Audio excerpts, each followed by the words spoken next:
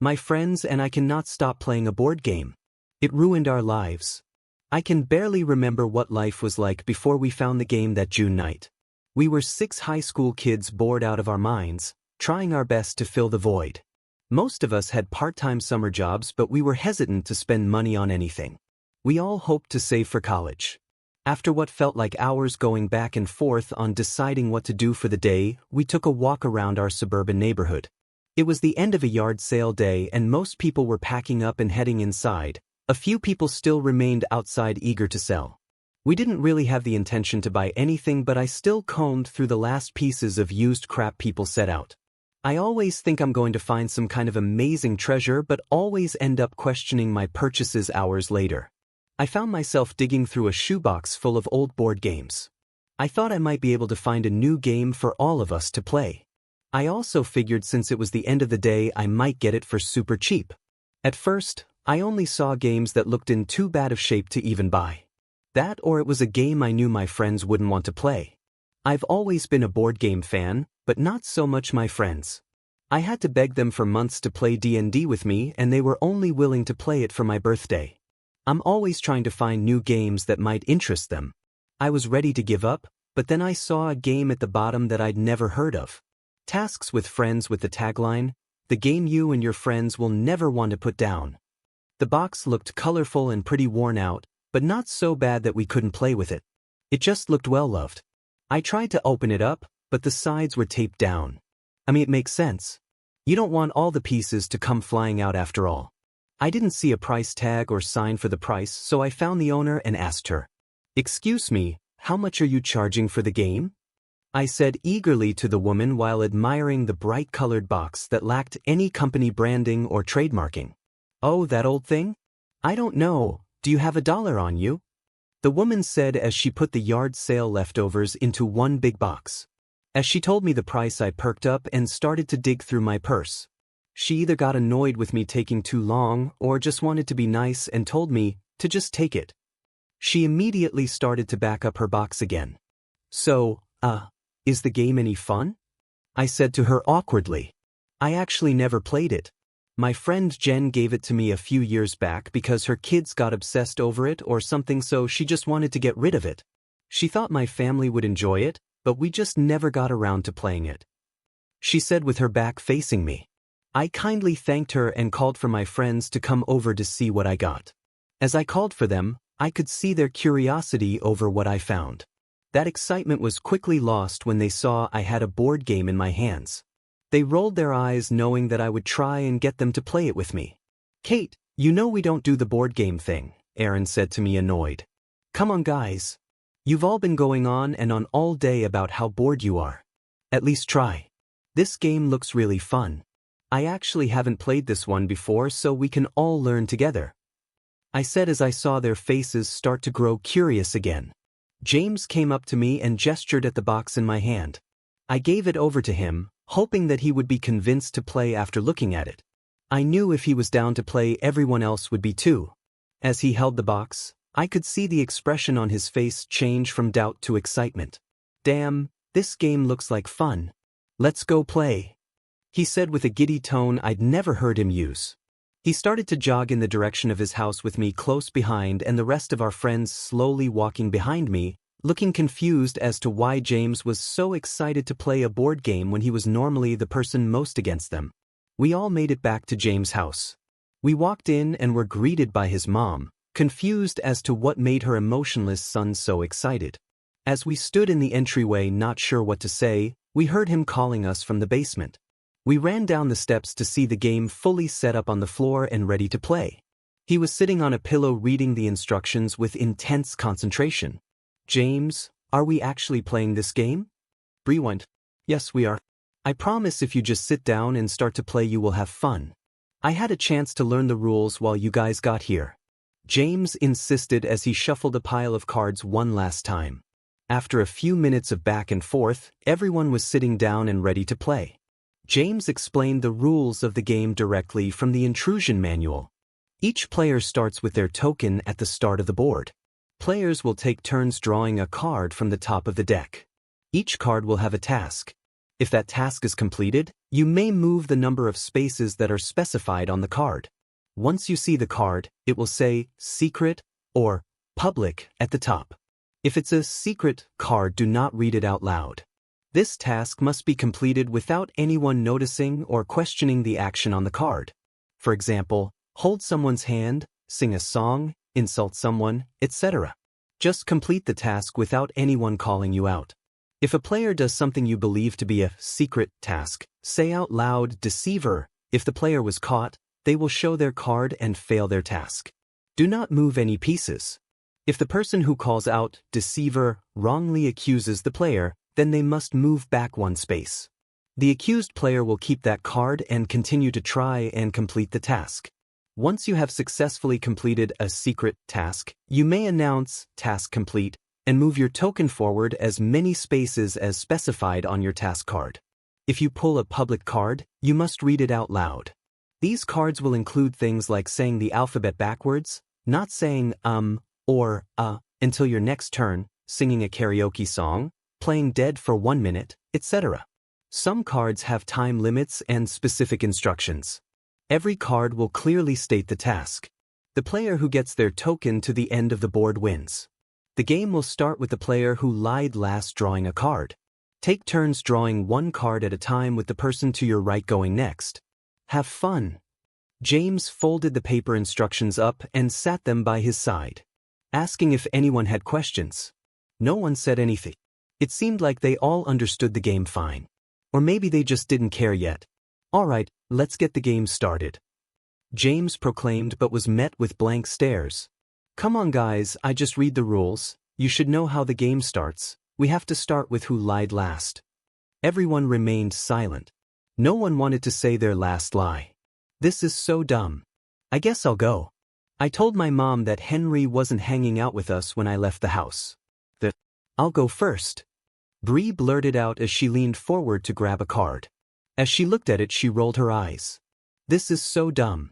Why are we playing this game? Come on, Bree, it can't be that bad. Can you read it out loud? Henry said, sensing that the card was embarrassing.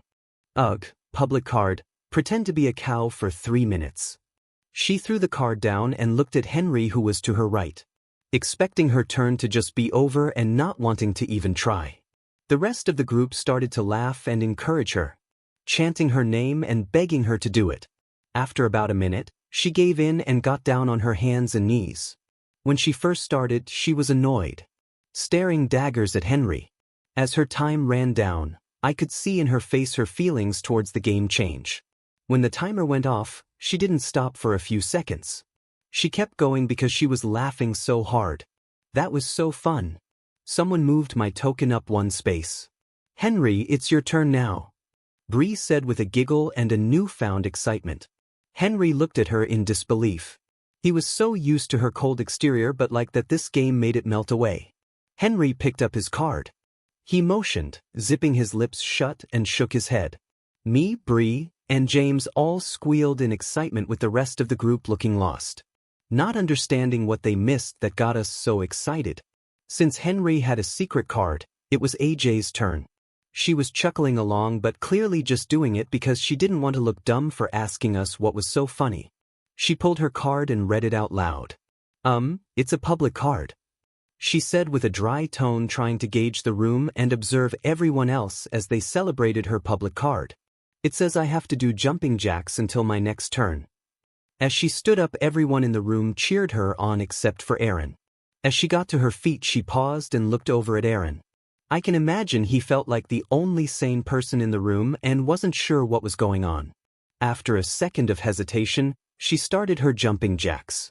Aaron looked around at us, eyeing him down, desperately waiting for him to read his card. By the time he finally picked up his card, AJ had started to laugh while doing her jumping jacks. Sorry, it's a secret card, Aaron said nervously as everyone wiggled with happiness. Well, looks like it's my turn, I said as I leaned forward, but was cut off by Henry quickly standing to his feet and lunging towards AJ, tackling her to the ground, interrupting her jumping jacks and making a loud thump as they hit the ground. Henry, what the hell are you doing? What's wrong with you?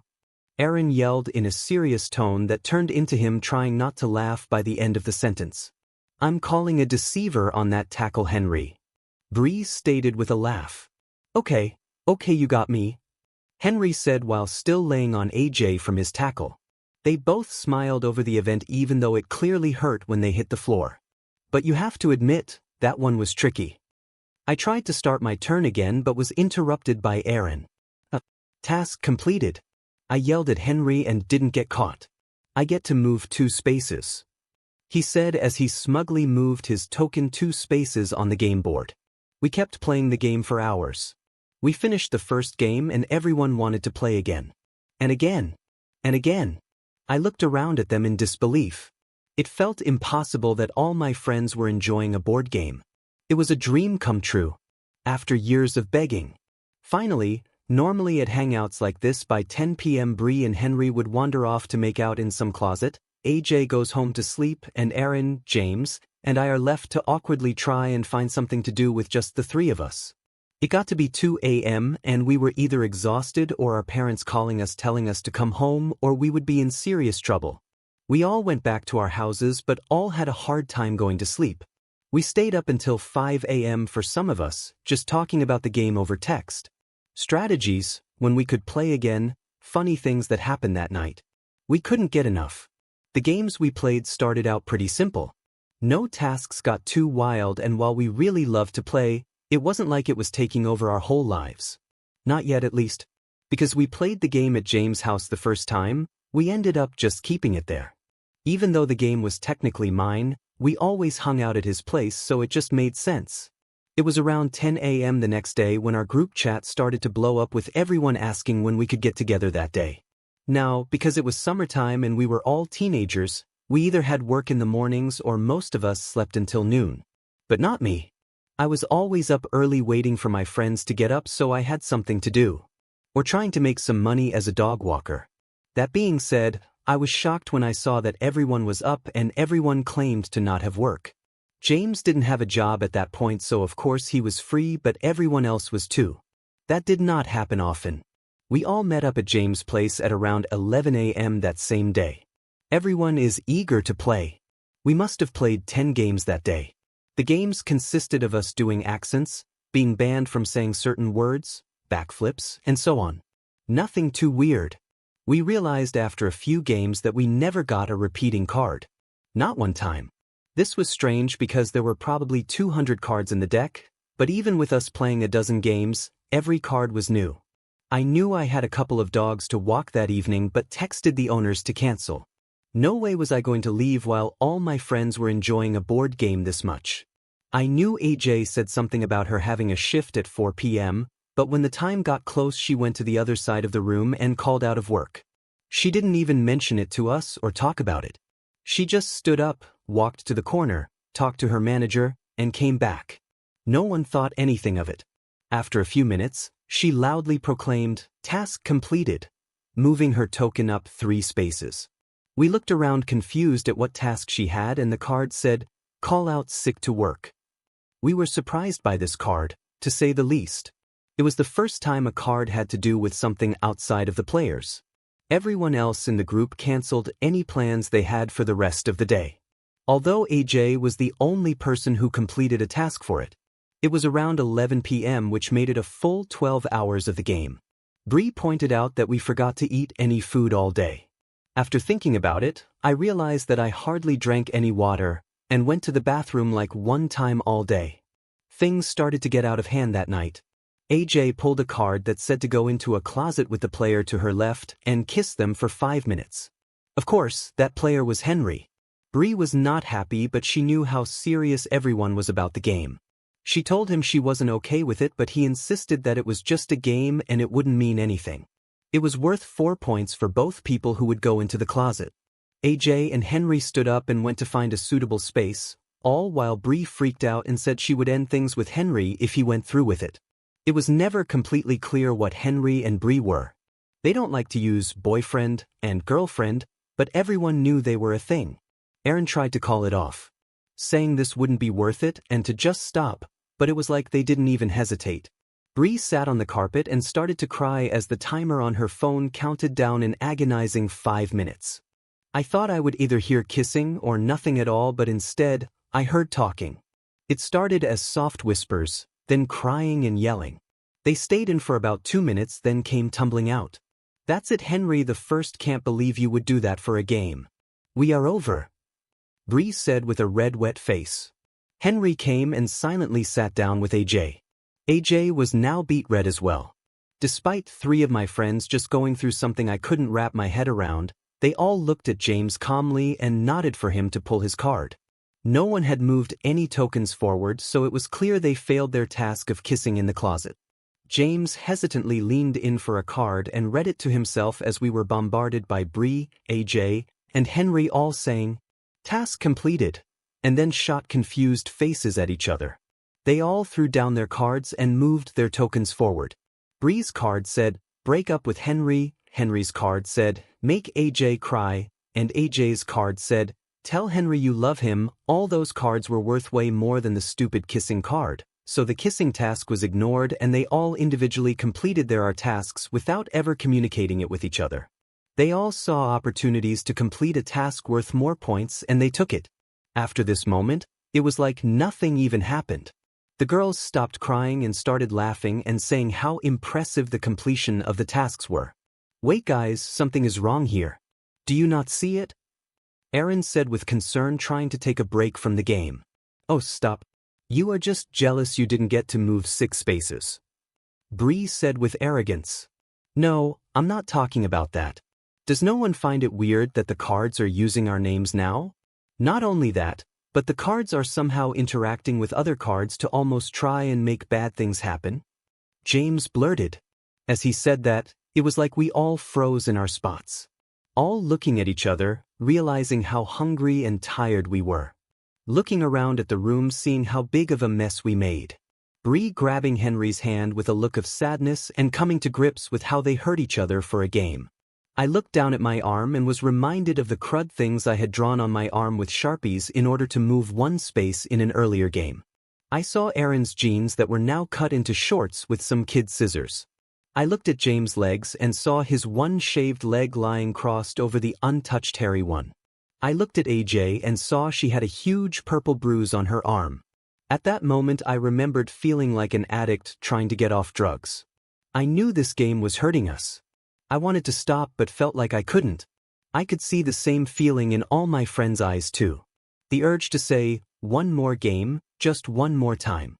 Just to feel the high of this dumb game again. I think we need to take a break from this game, guys. It's getting kinda weird and out of hand. I murmured with the strength that I somehow mustered up. It was like telling an alcoholic you were taking away their beer.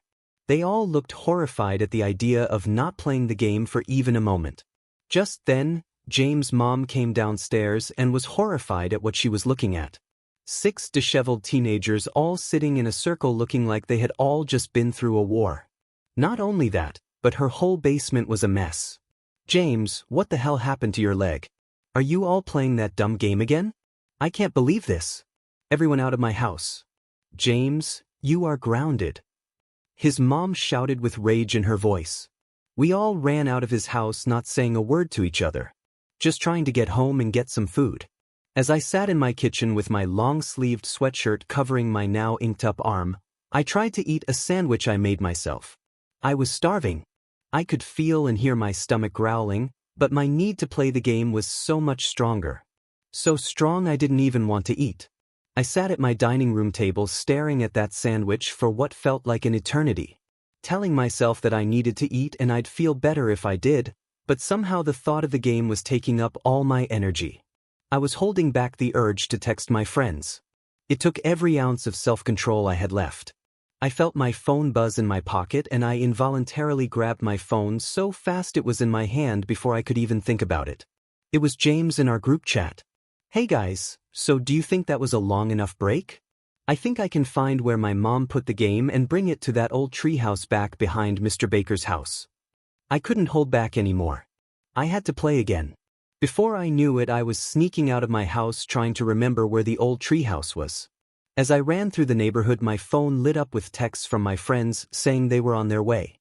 After running around for a while, I found the treehouse. I couldn't believe I had such a hard time finding it considering how much time a few of us used to spend in it during middle school. I could hear all their voices sounding annoyed as I was the last one to get there. I climbed up the old wooden ladder to find all my friends sitting in a perfect circle, barely able to see the board or each other. It was around this time something strange happened within the game. It wasn't about winning the game necessarily, it was about playing as many games as possible and completing as many tasks as we could. If anyone won a game or finished a task, everyone felt high, not just the winner. Because of this, players stopped calling each other out for trying to complete secret tasks, so people stopped being so secretive to complete secret tasks. They still kept them a secret because it was a rule of the game, just no one called them out. This made us all more ruthless. I sat down on the hardwood in between Bree and James. Our next game began. AJ drew a card first, and it was a secret card. She didn't seem giddy. She looked flush and scared. In fact, it felt like the mood had shifted with everyone. We weren't laughing our butts off anymore. We were terrified to stop playing. It was something in our guts that made us have to play. Like a virus growing in us, desperately trying to get out. Next, Aaron drew a card and read it out loud. "Hold your breath for 5 minutes," he whispered with confusion. "How am I supposed to do that?" he said, trying to not get worried. It's not that the card was all that bad. It's that he knew he would stop at nothing to make it happen. He told us to keep playing the game while he did it and got a timer up on his phone. He took a few deep breaths, then held his nose shut and became extremely focused, not making eye contact with anyone. Next, it was James' turn. He had a secret card and didn't show much emotion towards it. Next, Bree nervously took a card, and yet again, it was a secret card. In fact, we all drew a secret card until it was Aaron's turn again. It had been about 45 seconds and he was really focusing, and we didn't want to make him draw a card while trying to finish his task. As we sat and watched our friend become more and more red from holding his breath, we found ourselves in complete silence. Other than the wind weaving its way through the trees outside and the soft sound of crickets in the distance, we all just stared at each other, terrified of what was on those secret cards. I knew I had to use every little bit of self-control I had left in my body to not try and complete the task on my card. I was betting that's why everyone was being so quiet. They all had tasks that they didn't want to do but felt the uncontrollable urge to do it.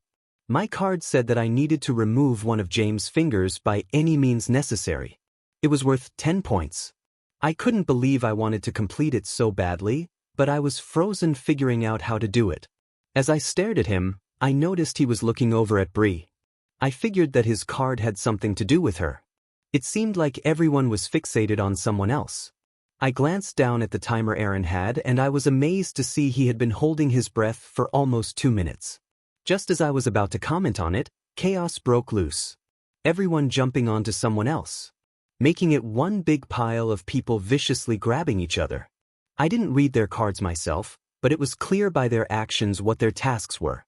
Of course, as you know, I was going for James' fingers, but James was ripping at Bree's ear, Bree was pulling Henry's hair out, Henry was tearing at AJ's neck, and AJ was trying to open my mouth to get my tongue.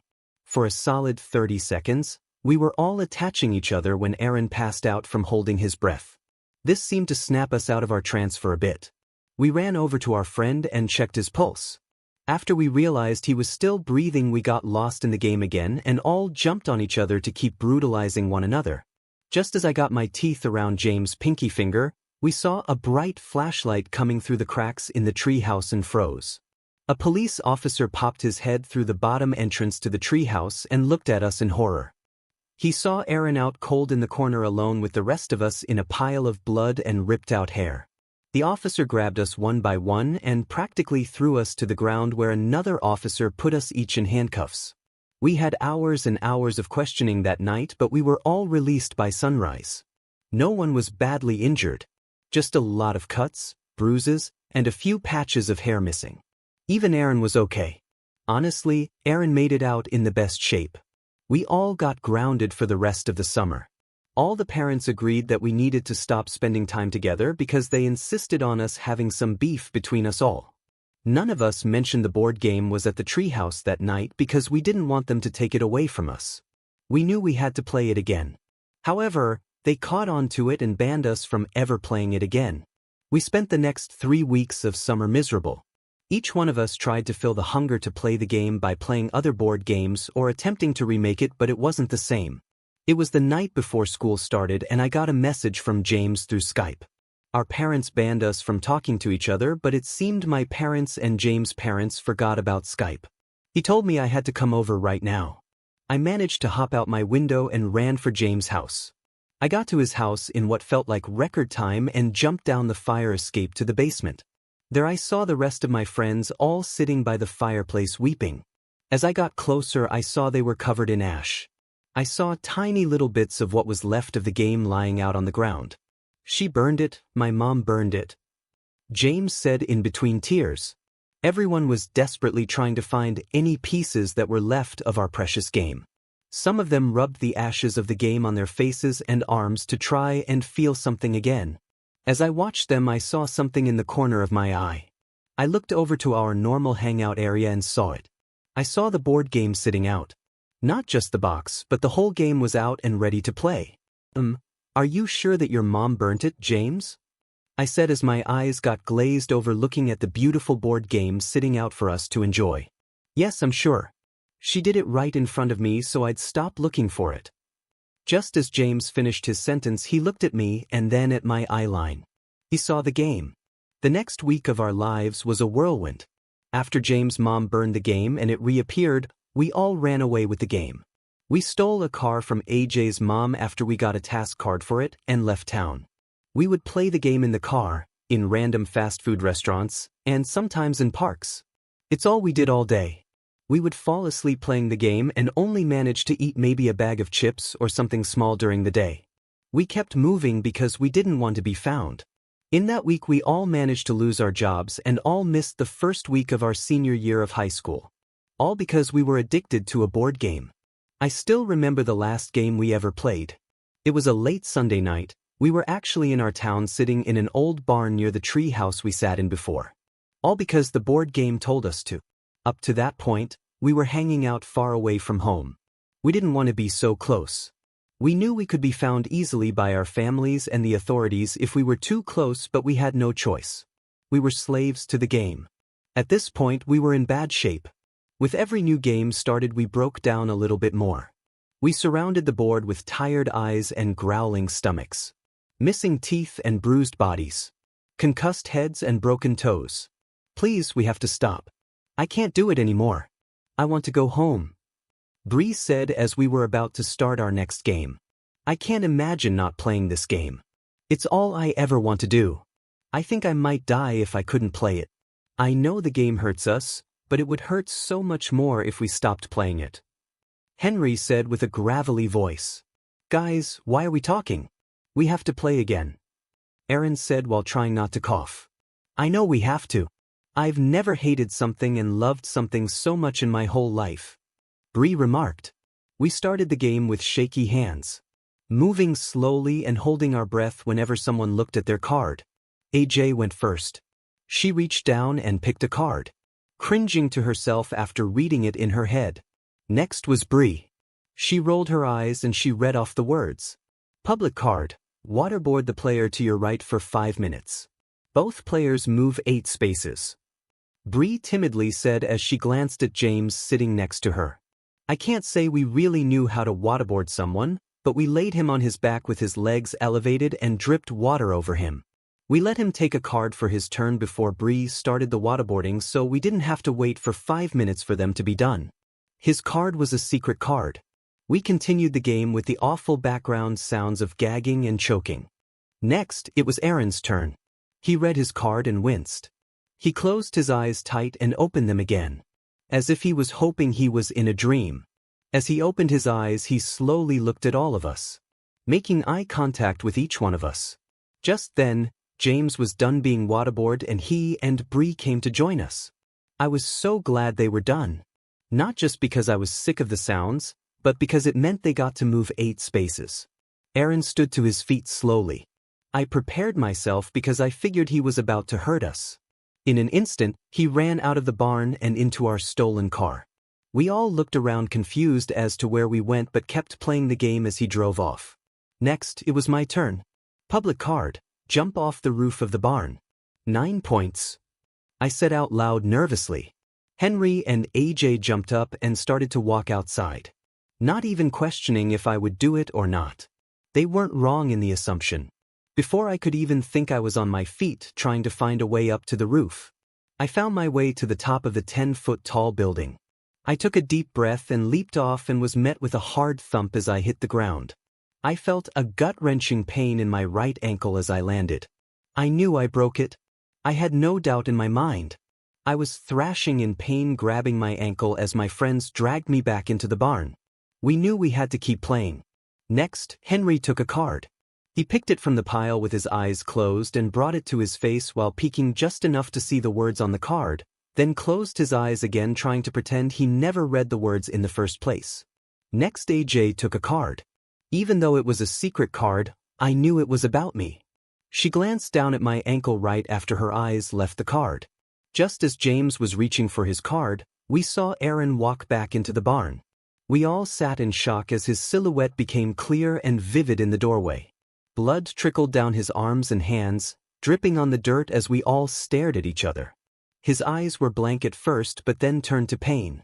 We watched him as he walked from the doorway to the game board, blood dripping on the game as he moved his token 30 spaces. What have you done? 30 spaces? AJ muttered in fear. James, I'm so sorry I had to. Aaron whimpered as sat in the dirt with his secret task card crinkled in his bloodied fist. Tell me what you did right now. What the hell does your card say? Show us. James yelled as he stood to his feet. Just as James was about to jump onto Aaron, Henry reached into his pocket and pulled out some matches we used to start small campfires while we had been on the run. We all stood still waiting to see what he was about to do as he lit 3 matches and threw them into the nearby hay bales, igniting the hole inside of the barn. Without hesitation, AJ saw the opportunity and stomped on my ankle as hard as she could. If it wasn't broken before, it sure was now. I looked down at it to see it now bent sideways. She then stomped on my other ankle, not breaking it but making it so I couldn't walk. She moved her token 12 spaces. Even though I was in agony from the pain, I still felt such an intense high from her moving so many spaces. Aaron dropped his card in the midst of everything happening. James fell to his feet to see the card and started to weep as he read it out loud. Secret card, kill James' mom. Move 30 spaces. He said with anger bubbling up. I can't believe you would do that for a dumb game.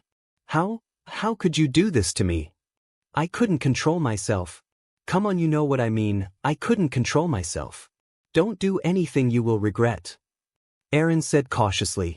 Oh, I think it's a little too late for not doing things we regret. James said as he jumped onto Aaron, choking him with all his strength. It seemed at that moment he was able to break free from the control of the game. He wasn't feeling the high of someone else completing a task. He just felt hate. Red-hot hate. I was overwhelmed, to say the least. The barn was in flames, James was trying to kill Aaron, and to make matters worse, AJ out of nowhere jumped up and dug a pocket knife into Bree's stomach. Now Bree and AJ were in a fighting match too. Henry and I sat across from each other in disbelief at our surroundings. He looked at me with death in his eyes as he reached for a card. It wasn't even his turn, but I don't think he cared anymore. He knew the others would be occupied for a while. The fire was getting bad. I knew I had to get out of that barn as soon as I could. Because of the damage done to my ankles, I couldn't walk, so I dragged my body out of the barn, taking the game with me. I made it a few feet and looked back to see Henry not moving. He set his card down on the board before I started to drag it with me, and I read it as I continued to crawl. Secret card. Let the fire overtake you. Move your token to the finish line and win the game. I was able to get out of the barn with the board game in hand. I sat and watched as the flames overtook Henry. He didn't even flinch when he caught on fire. As I saw it happen, I moved his token to the end space so he could win the game. I felt an intense high overtake my body as the game was complete. Only a few moments after Henry caught fire, the whole barn came down. With all my friends in it. I looked at the burning barn and then back down at the game. I'm ashamed to say that my biggest worry was not knowing who I'd play with now. I hate myself for thinking that, but that's how all the game is. I tried to start a new game by myself and drew a card, but that's when I saw the sirens of police cars and fire trucks pull up next to me. I was immediately surrounded by people trying to give me medical attention, taking me away from my game. I scratched and threw my body around like a toddler not getting their way. I remember them giving me some kind of sedative and waking up in the hospital. I was the only person to make it out alive that night. All I could say to the doctors and my parents was that I needed the game. That I had to play the game. It was the only meaning to life. It was the only reason I had to live.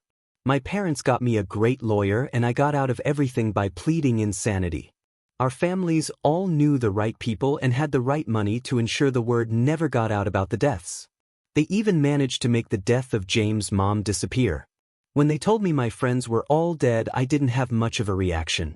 I just kept asking where the game was. When they eventually told me the game was gone and never coming back, that's when I lost it. They had to put me into restraints because I kept hurting the hospital staff from my meltdowns. I started to threaten the staff and told them all the horrible things that would happen to them if they didn't get that game back to me. I eventually ended up in a psychiatric hospital. I yelled and screamed so much that I never had my voice. I hardly ever slept because all I thought about was the game and how I craved to play it again. My skin was red and torn up from my insistent picking due to the withdrawals. After months, I felt numb. Maybe from all the drugs they pumped me up with, or perhaps I was so used to the withdrawals I didn't feel it as much. It still felt like I had an uncontrollable urge inside my bones, but I was able to hide it. They then sent me home after a while. I knew I had to mask my emotions for the game. Pretend I didn't care anymore. Even if it killed me inside to say it out loud. I walked into my bedroom and I felt like I was being treated like a baby. My old bed frame was gone and it was just the mattress on the floor. All my sharp shelves were taken down, along with anything else I could possibly hurt myself with. I rolled my eyes but knew my parents had to make these changes for me to even come home. I sat on my bed and I looked around at my room. Now with a doorknob that is locked from the outside to keep me in, as well as bars on my windows. I searched my room desperately to find something to take up my mind. That's when I dug through my closet and I saw it. I saw that beautiful colorful box that I came to know so well, just hiding in the back of my closet waiting to be found. I knew it came back the first time it was destroyed, but it was feeling like it was a one-time thing. But here it was, patiently waiting for me to come and play it. I ripped open the box, giving myself a paper cut in the process, and started to play the game by myself. With all that being said, I can finally say, task completed, and share what my first card said in that solo game. Secret card. Spread the word about this game online so more people can join us. Move 20 spaces. So what do you say? Care to come join me for a game?